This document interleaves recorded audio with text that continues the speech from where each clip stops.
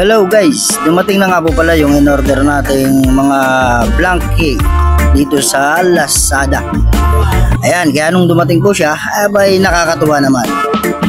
At makakapagawa na tayo ng susi, makakapag-duplicate na po tayo.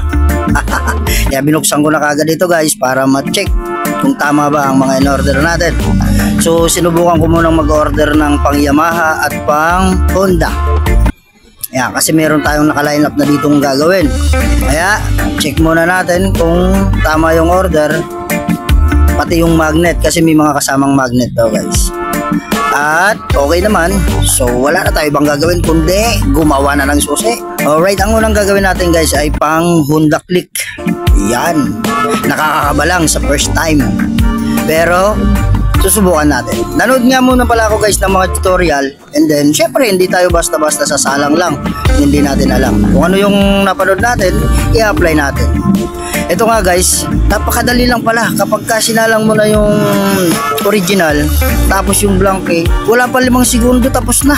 Kinakabahan nga lang ako dito guys dahil syempre first time, nakakakaba. Naalala ko nung first time kong ano what the hell. Ayan, at chinik ko nga guys yung unang gawa, mukhang parehas naman, magkamukhang magkamukha. Kaya susubukan naman natin sa kabila. Hindi na natin tatanggalin yung original, yung iduduplicate na lang dahil kabilaan po ang ipin yan guys. Kung ano sa kabila, ganun din sa kabila. Ayan, tapos na. Check muna kung talagang magkamukha. Sa tingin ko okay naman, kaya susubukan na natin to dun sa motor. Sana nga guys ay umandar dahil mahirap yung nagawa nga natin kahit magkamukha yan. Kung hindi naman naandar yung motor, useless yung gawa natin. First time. Pero hindi naman ang mayari ng susi na to. Bueno, depre muna. Okay, off muna natin ang makina at bababa na tayo. Ito nga guys, dahil hindi ko pa nilagyan ng magnet yon, yung original muna ang pangbukas natin. At sinubukan ko nang ipasok. Uy, nag-open yung lock ng motor. Click ulit. Ayun, nag-open yung ignition. So ibig sabihin goods ang gawa natin. Uy, salamat. Nakahinga tayo dito ng maluwag. Check ulit natin sa kabila.